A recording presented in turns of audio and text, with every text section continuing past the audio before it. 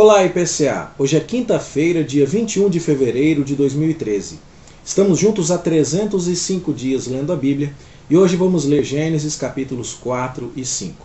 No capítulo 1 vemos Moisés apresentando Deus como o Criador de todas as coisas. No capítulo 2 uma ênfase é dada especialmente ao papel do homem e da mulher criados por Deus, as suas ordens, os seus mandatos, em relação ao mundo criado, mandato cultural, em relação uns aos outros, mandato social, e em relação ao próprio Deus, o mandato espiritual. No capítulo 3 há a notícia da queda. Nós vemos que a serpente seduz o primeiro casal e obtém então esta vitória e esse domínio sobre a humanidade. Mas Deus não permite que as coisas fiquem assim, põe inimizade entre a humanidade que ele abençoou e a serpente, e diz que um descendente da mulher vai esmagar a cabeça da serpente para reverter essa queda. Há, sim, algumas implicações da queda, há maldições onde Deus aplica a sua justiça, os mandatos agora são afetados, o mandato cultural agora vai ser desenvolvido com o suor do rosto, numa terra que produz espinhos, o mandato social vai ser desenvolvido agora com dores de parto, com a submissão da mulher a um líder que agora é pecador, então o desejo dela será para o seu marido, e o mandato espiritual agora será efetivado fora do jardim, porque o homem precisa deixar o paraíso. Então, nós percebemos que a palavra de Deus continua, a ordem de Deus e o plano de Deus para a humanidade continuam, mas eles estão agora sofrendo as consequências da queda. Há profetizada no capítulo 3 uma guerra, um conflito entre o poder de Deus e o reino parasita de Satanás, o reino das trevas. Nós costumamos usar essa expressão de reino parasita porque Satanás não tem poder algum ou existência alguma à parte de Deus que o criou. No entanto, ele se infiltra no mundo de Deus e dali suga a sua energia e dali tenta tirar as suas vantagens. Então agora você percebe um claro conflito entre a descendência de Satanás e a descendência da mulher. Mas o que seria isso? Isso vai ser bem explicado agora nos capítulos 4 e 5. Significa que com a vitória de Satanás, com o alcance que ele obteve, a influência que ele obteve sobre o primeiro casal, Satanás agora marcou a humanidade, trazendo-a para o seu lado. Deus falou que isso não ficaria assim para sempre, que ele ia colocar inimizade, mas ele mencionou uma descendência satânica. Ele mencionou uma descendência do homem que estaria contaminada pelo poder das trevas, que seria rendida ao pecado. E essa descendência estaria em luta contra uma descendência na qual Deus manifestaria o seu poder, da qual Deus tiraria um descendente que seria vitorioso sobre a serpente. Então agora, a partir deste momento no livro de Gênesis, o que teremos será a descrição de um conflito entre um povo que esquece-se de Deus e vai viver a sua vida e um povo que busca servir a Deus. É no seio deste povo que busca servir a Deus que serão desenvolvidas as promessas de Deus que vão levar à concretização da reversão da maldição. É no seio deste povo que vai nascer o Messias, que não está descrito com estas palavras aqui em Gênesis, mas é dele que Gênesis 3,15 está falando. Então, no capítulo 4, nós vamos ver que Adão e Eva coabitam e têm o seu primeiro filho, Caim. Eva diz: adquiri um varão com o auxílio do Senhor. Ela entende que está procriando, cumprindo o seu mandato social, ainda que fora do jardim, ainda que com dores de parto, porque Deus a abençoa. No hebraico chega a haver uma certa dúvida se ela já entendia que esse primeiro filho já seria o Messias, já seria aquele que reverteria a maldição. Mas fica claro no desenvolvimento da história que não, que Caim era alguém que estava manchado pelo pecado e que cedeu às influências da serpente, às influências de Satanás. Tanto é claro que quando é o momento deles se apresentarem a Deus com ofertas, o segundo filho, Abel, traz das primícias do seu rebanho e da gordura deste. Abel traz o melhor e o primeiro, como todos nós devemos fazer com os nossos bens em relação ao Senhor. E Deus se agrada de Abel e de sua oferta. Também uma lição preciosa. Primeiro Deus se agrada do ofertante, para depois ele se agradar da oferta. E então Caim fica com inveja. E ao invés de procurar se consertar para atender às demandas de Deus e para ser aceito por Deus, ele tenta resolver o problema de outra maneira. Deus ainda vai falar com ele, vai fazer perguntas como fez ao primeiro casal. Por que o seu semblante está descaído, Caim? Se você proceder bem, você vai ser aceito. Mas Caim não quer saber. Caim nem mesmo responde a estas palavras de Deus e vai e mata o seu irmão. E Deus, novamente, o mesmo Deus que procurou Adão e Eva para perguntar: onde estás, Adão? Quando Adão pecou, ele também vai à procura de Caim, mostrando que Deus vai nos buscar e vai nos achar, e nós vamos ter que prestar contas da nossa vida a Deus. E então, mais uma vez, Caim fala: por acaso eu sou o tutor de meu irmão e eu não sei, não quero saber? E então ele tenta mais uma vez escapar da presença de Deus com mentira, com recursos para tentar realmente fugir. Mas Deus encontra aquele pecado e diz que a voz do sangue de Abel clamava da terra a Deus. E agora é aplicada sobre Caim uma maldição, no verso 11 do capítulo 4. És agora, pois, maldito por sobre a terra. Deus não amaldiçoou o primeiro casal. Lembra?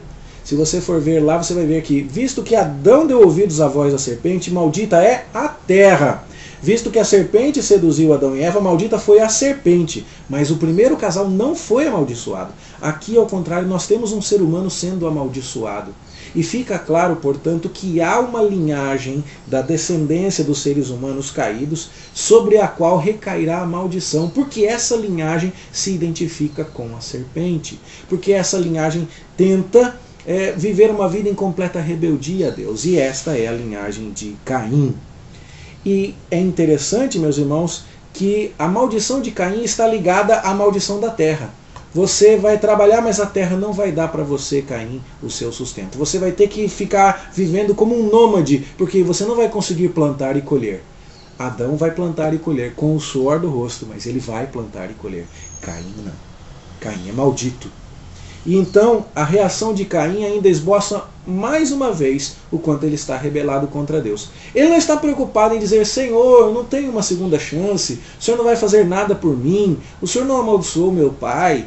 Caim não faz nada disso. Ele simplesmente lamenta com autocomiseração, aquele sentimento de piedade excessiva em relação à sua pessoa, e ao invés de se arrepender do seu pecado, ele simplesmente teme a exposição física e social que teria, dizendo: quem se encontrar comigo vai me matar. Mas o fato de que Deus o rejeitou não o preocupa. E então Deus coloca sobre ele, com misericórdia, um sinal, dizendo: esse sinal vai proteger você e vai mostrar a quem quer que te encontre que não é para te matarem. E aí então no verso 16 nós vemos no capítulo 4: retirou-se Caim da presença do Senhor. Agora nós vamos ter a linhagem humana completamente influenciada pelo poder das trevas, servindo aos ideais da serpente, debaixo da maldição de Deus, retirada, portanto, da presença do Senhor. É interessante que Caim vai montar uma cidade e vai colocar nessa cidade o nome do seu filho Enoque. Não é aquele Enoque que foi trasladado. Esse Enoque nós vamos falar dele daqui a pouquinho. Mas Caim monta uma cidade longe da presença de Deus e coloca nessa cidade o nome do seu filho. Ele quer fazer o seu próprio nome. Um outro descendente de Caim, o sétimo na linhagem, se chama Lameque. E esse Lameque já introduz a bigamia, toma para si 2 esposas. E os demais filhos de Lameque, a partir do verso 20 aqui do capítulo 4, vão começar a desenvolver as suas habilidades, mas todas elas retiradas da presença do Senhor. Um dos seus filhos é Jabal, que habita em tendas e possui gado. O outro filho é o Jubal, que toca harpa e flauta. O outro filho é o Tubal-Caim, artífice de bronze e de ferro. Há muita tecnologia, há muito desenvolvimento, há muitas habilidades, arte, escultura, manejo das coisas, mas você percebe que Deus não está envolvido nesse projeto. E essa maldade, essa arrogância de uma vida sem Deus chega a tal ponto que este Lameque, com as suas 2 esposas, faz um cântico para celebrar a sua maldade. Ele pisou ele matou um homem simplesmente porque esse homem pisou no seu pé. E ele faz disso um cântico para dizer: está vendo como eu sou famoso? Sou ainda pior do que o meu pai, porque se tomava vingança do meu pai 7 vezes, e de mim se tomará 70 vezes 7. Ou seja, fica claro no capítulo 4 de Gênesis que há uma linhagem dentro da humanidade, os descendentes de Caim, que está fortemente contaminada, que está sob maldição de Deus, servindo aos ideais da serpente, desenvolvendo projetos de vida, seja habitar em tendas, seja possuir gado, tocar harpa, tocar flauta, trabalhar com bronze ou ferro. Não que qualquer dessas atividades seja necessariamente demoníaca, isso aqui são coisas boas, mas quando feitas à margem de Deus e feitas para si mesmas, em si mesmas, como finalidades do ser humano que quer viver à parte de Deus, então elas são problemáticas. E o contraste disso começa a ser estabelecido no capítulo 4, verso 25. Adão torna a coabitar com sua mulher, e ela dá à luz um filho a quem se põe o nome de Sete. E Eva diz então: Deus me concedeu outro descendente em lugar de Abel. E a Sete nasce também um filho, a quem se pôs o nome de Enos, e daí se começou a invocar o nome do Senhor. Você percebe que agora é através de Sete, o terceiro filho de Adão e Eva, que começa a se desenvolver a linhagem de onde sairá o descendente que vai esmagar a cabeça da serpente. Há duas linhagens, uma ímpia, descendentes de Caim, e uma piedosa, os descendentes de Sete. A linhagem dos descendentes de Sete vai ser relatada no capítulo 5. E você vai ver então que Sete vai ser mencionado lá no versículo 3, e no versículo 4 em diante nós vamos vendo como Deus abençoou com longos períodos de vida essas pessoas, os descendentes da linhagem piedosa de Sete. Há muito debate se essas pessoas viveram todos esses anos ou não. As notas de rodapé da Bíblia de Genebra apresentam uma explicação possível, a de que a contagem desses anos era mais simbólica e tinha a ver com algumas formas de entender os números próprias daquele mundo antigo. Eu prefiro entender que esses números são literais também, e prefiro entender que o mundo pré-diluviano tinha condições diferentes, uma vez que havia uma camada de água nos céus, as águas acima do firmamento, que filtrava a radiação solar, e sobre isso você também encontra explicação nas palestras do Dr. Adalto Lourenço, cujo link eu vou colocar para você aqui no vídeo, mas também, atendendo a preciosas sugestões, estou colocando na descrição do vídeo. Se você está vendo direto na página do YouTube, um pouco abaixo do nosso vídeo aí tem a descrição e tem o link lá direto para você clicar. Você já vai cair nas palestras do Dr. Adalto Lourenço, uma delas que diz de onde veio toda a água do dilúvio. E ele vai mostrar que veio de uma camada de água que estava sobre o planeta Terra, e essa camada de água filtrava a radiação solar. Portanto, antes do dilúvio, o período de vida da humanidade era maior. Você vai notar que a expectativa de idade das pessoas cai muito depois do dilúvio, que se inicia aqui no capítulo 6, que estudaremos a partir de amanhã. Dito isso, vamos mais uma vez voltar ao contraste aqui entre as duas linhagens. No capítulo 4 nós temos a linhagem ímpia de Caim, no capítulo 5 nós temos a linhagem piedosa de Sete. É interessante que há dois Lameques, um Lameque ímpio na linhagem de Caim, capítulo 4, verso 19, e ele canta a sua maldade no capítulo 4, verso 23. Além de introduzir a bigamia, ele ainda mata um homem por motivo fútil e celebra isso com uma música. No entanto, há um Lameque na linhagem piedosa de Sete, lá no capítulo 5, verso 28. Esse Lameque é o pai de Noé. E esse Lameque também diz algumas coisas. Ele diz que Noé seria aquele que consolaria aquela geração dos seus trabalhos e das fadigas na terra que Deus amaldiçoou. Enquanto um está celebrando o pecado, o outro está olhando para o seu filho e dizendo: meu filho, é através de você que Deus vai nos consolar. É através da minha descendência, que teme ao Senhor, que segue os ideais de Sete e de Enos, onde se começou a invocar o nome do Senhor. É através dessa descendência que Deus vai nos consolar. Esse contraste é maravilhoso. Outro contraste muito importante que nós vamos encontrar aqui é entre dois Enoques.